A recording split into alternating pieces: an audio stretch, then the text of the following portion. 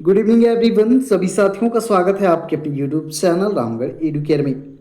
इस वीडियो में डिस्कस करने वाले हैं साथियों सोशल साइंस में सीडीपी के जो सवाल पूछे गए थे 2016 में, उन प्रश्नों को साथियों। चाहे आप 1 to 5, 6 to 8 की तैयारी कर रहे हैं, गणित विज्ञान या फिर सामाजिक विज्ञान की तैयारी कर रहे हैं, सबके लिए सीडीपी का जो सिलेबस है सेम है दोस्तों। तो जिस भी सब्जेक्ट से, जिस भी लेवल से आप संबंधित है, इस वीडियो को देख सकते हैं। प्रश्नों का आकलन, निरीक्षण, ऑब्जर्वेशन जो भी करना है आप कर सकते हैं, देख सकते हैं साथियों। और जितने भी जेटेट के अभ्यर्थी हैं उनके लिए तो महत्वपूर्ण है ही। आपका सीडीपी का क्लास भी स्टार्ट हो गया है, 3 क्लास आपके अपलोड हो गए हैं। पहला सवाल देखेंगे जो पूछा गया था, शिक्षा के स्तर में ह्रास का मुख्य कारण क्या है। छात्र अगर लापरवाह हैं तो ये भी कारण हो सकता है, शिक्षकों की अपारगता, अभिभावकों की विचार मग्नता, ये सभी हो सकते हैं साथियों शिक्षा के ह्रास का कारण। डी हो जाएगा। स्वांगीकरण का दूसरा नाम, स्वांगीकरण का दूसरा नाम होता है प्रतिपादन। लज्जा एवं गर्व का भाव किस दशा में विकसित होता है। लज्जा और शर्म का जो भाव है ये बाल्यावस्था में विकसित हो जाता है। आगे देखेंगे, निम्नलिखित में से मूल्यांकन शिक्षक के लिए किस रूप में सहायक है।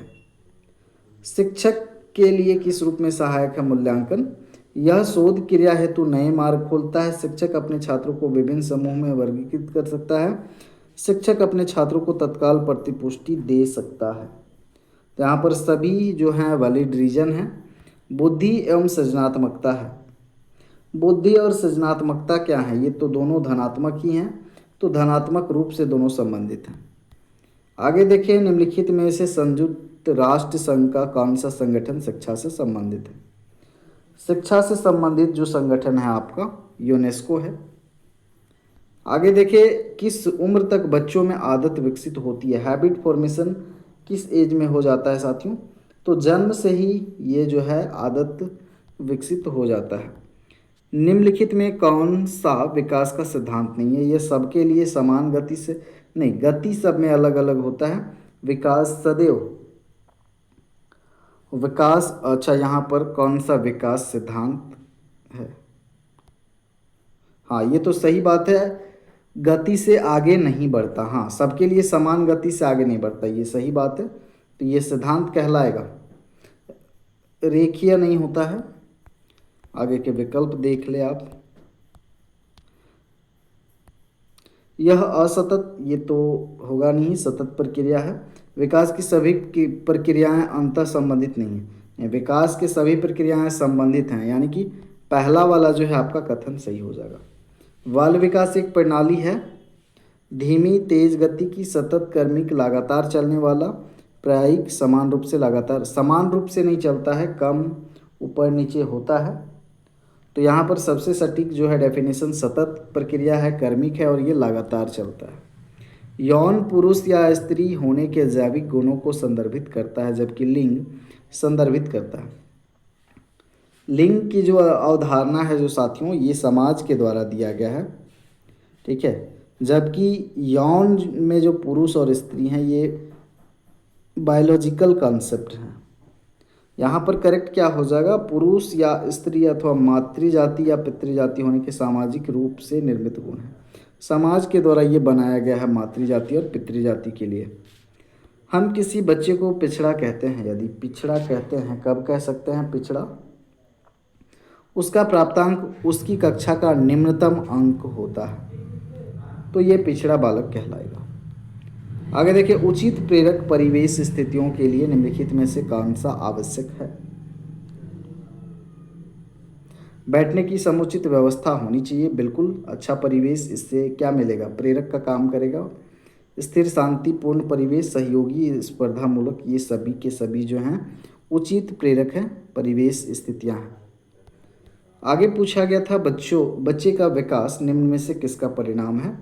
ये आनुवंशिकता और पर्यावरण का जो अन्योन्य क्रिया है उसका रिजल्ट है। कक्ष में छात्रों की इच्छा को प्रभावित करने वाला बाह्य कारक, संवेग, भावुकता, जटिलताएं, ये तो आंतरिक कारक है। छात्रों की अभिवृत्ति, एटीट्यूड भी आपका आंतरिक कारक है। बाह्य कारक की बात करना है यहाँ पर। लक्ष्य और अभिपारी ये भी आंतरिक कारक है। संस्कृति प्रशिक्षण ये आपको बाह्य कारक से दिए जाते हैं। तो ये हो जाएगा आपका डी। शिक्षण समझ के क्रियाकलापों के स्तर को बनाए रखने के लिए महत्वपूर्ण विषय है। कौन सा विषय महत्वपूर्ण है साथियों? शिक्षण समझ के जो भी क्रियाकलाप के स्तर हैं उनको बनाए रखना है। प्रबंधन तो मैनेजमेंट बहुत जरूरी है। योग्य शिक्षक, कुशल प्रशासन, ये चारों के चारों मोस्ट इम्पोर्टेंट सभी हो जाएगा। कमज़ोर छात्र को प्रेरित करने के लिए शिक्षक को करना चाहिए, क्या करना चाहिए? अच्छे काम के लिए प्रशंसा और उत्तम काम के लिए उन्हें करना चाहिए। कह सकते हैं सिर्फ आगे बेंच में बैठने के लिए कहेंगे तो प्रेरित नहीं होंगे। कक्षा के प्रति थोड़ा अधिक ध्यान देना, कक्षा में उन पर ध्यान ना देना, ये तो गलत ही बात है बिल्कुल। तो यहाँ पर करेक्ट आंसर ऑप्शन ए ही हो जाएगा आपका। आगे देखिए, डिसलेक्सिया संबंधित है मुख्यतः किस विकार से संबंधित है? पठन कठिनाई से, पढ़ने में समस्या है, डिसलेक्सिया से बाधित है बालक। आगे देखिए, छात्रों के व्यक्तिगत अंतरों को सुलझाने के लिए विद्यालय किस प्रकार की सहायता मुहैया करवा सकता है? जो इंडिविजुअल डिफरेंस हैं उनको सुलझाना है, उनके कारण जो प्रॉब्लम आ रही हैं उनको सुलझाना है। तो यहाँ पर क्या किया जा सकता है? छात्र केंद्रित पाठ्यचर्या अनुसरित करना और छात्रों को बहुविध अधिगम सुविधाएं प्रदान करना। तो ये आपका बेस्ट हो जाएगा। बहुविध अधिगम को हमेशा आपको बढ़ावा देना है। शिक्षण अधिगम विधि में व्यक्तिगत ध्यान महत्वपूर्ण है, क्योंकि व्यक्तिगत ध्यान भी देना है आपको।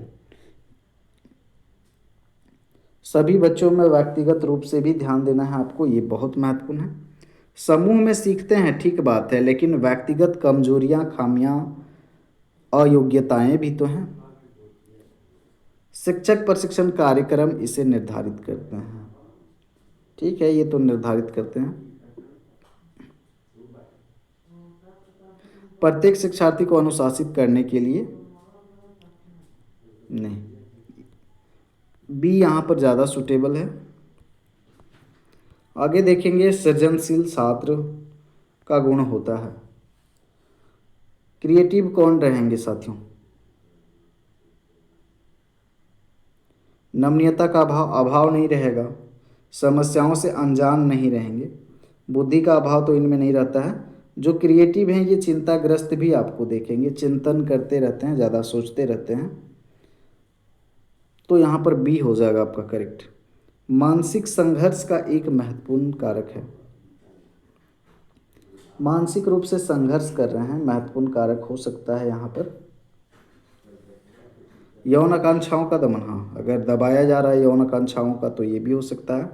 आत्मसम्मान और प्रतिष्ठा की क्षति हो रही, खराब अंतर्वैयक्तिक संबंध, ये सभी हो जाएंगे आपके। मूल्यांकन को उपयोगी और रोचक विधि बनाने के लिए किसी को भी सावधानी बरतनी होगी। मूल्यांकन को बनाना है उपयोगी और रोचक, किस विधि?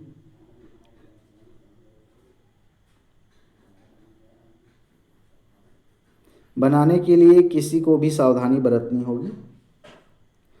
छात्र को सीखने की शैक्षिक सह शैक्षिक सीमाओं के बारे में जानकारी इकट्ठा करने के तरीकों की भिन्न किस्म का उपयोग करने में आपको सावधानी बरतना होगा। निम्नलिखित में से उत्प्रेरक से कौन सा कारक संबंधित नहीं है? उत्प्रेरक से संबंधित नहीं है आपका शारीरिक तंदुरुस्ती। बाकी प्रेरक से आपके इच्छा, रुचि, जीवन का उद्देश्य, मानसिक स्वास्थ्य, ये सभी जुड़े हुए हैं। आगे देखिए, उच्च बुद्धि लब्धि संपन्न एक छात्र अध्ययन में अच्छा नहीं कर रहा है। आईक्यू अच्छा खासा है लेकिन अध्ययन में अच्छा नहीं कर रहा है। शिक्षक के लिए सबसे अच्छी क्रियाविधि क्या है? तो टीचर सबसे बेस्ट ऑप्शन क्या कर सकता है? उससे के बेहतर निष्पादन तक प्रतीक्षा तो नहीं करना, उसकी न्यून उपलब्धि के लिए कारणों की खोज करना। बेहतर यही होता है कि रीजन्स को आप जानें फिर निवारण करें। आपकी कक्षा के कुछ छात्र विशिष्ट रूप से मेधावी हैं, आप उन्हें पढ़ाएंगे। कक्षा के शेष विद्यार्थियों के साथ नहीं। अगर मेधावी हैं तो समृद्ध पाठ्यचर्या के प्रयोग द्वारा ये बेहतर होगा। कक्षा में कोई पाठ शुरू किया जा सकता है प्रश्न पूछकर, विवरण देकर, कहानियाँ सुनाकर। क्लास स्टार्ट, ये तीनों विकल्पों से आप कर सकते हैं। प्रश्न पूछ सकते हैं, जो पढ़ाने वाले हैं आप पूर्व ज्ञान की जांच देकर, या फिर सीधे आप विवरण दे दिए, या फिर कहानियों के थ्रू आप अपने टॉपिक से पर आ रहे हैं। तो ये तीनों आपके यहाँ पर मेथड होते हैं। कहानी सुनाने की सफल रणनीति बनाने के लिए किसी शिक्षक को क्या करना चाहिए? संप्रेषण कौशल और भाव भंगिमा से कहानी को रोचक बनाना, कहानी में स्वाभाविक घटनाओं को बनाए रखना। बिल्कुल, संप्रेषण कौशल तो बढ़िया होना चाहिए आपका, जो स्वाभाविक घटनाएं हैं उसको भी बना के रखना है। कहानी के पात्रों का सही ढंग से चित्रण, तो ये सभी महत्वपूर्ण है कहानी सुनाने के लिए। डी हो जाएगा। छात्रों को गृह कार्य देते समय निम्नलिखित में से कौन सा आवश्यक नहीं है? होमवर्क देते टाइम कौन सा महत्वपूर्ण नहीं है आपको बताना है। गृह कार्य का उद्देश्य समझाना, ये महत्वपूर्ण नहीं है साथियों। छोटे बच्चों को सेल्फ स्टडी का जो हैबिट है वो डेवलप हो, इसीलिए गृह कार्य दिया जाता है। गृह कार्य का उद्देश्य नहीं समझाना है आपको। कक्षा में सैमपट व्यवहार करते समय निम्नलिखित में से किस बिंदु पर ध्यान दिया जाता है? सैमपट पर लिखते समय किस पर आप ध्यान देंगे? स्पष्ट और पठनीय शब्दों में लिखना, रेखाचित्र बनाते समय बहुरंगी चौकों का प्रयोग, सैमपट पर सीधी रेखा खींचना। तो इन सभी बातों का आपको ध्यान रखना होगा, ये सभी हो जाएंगे आपके करेक्ट।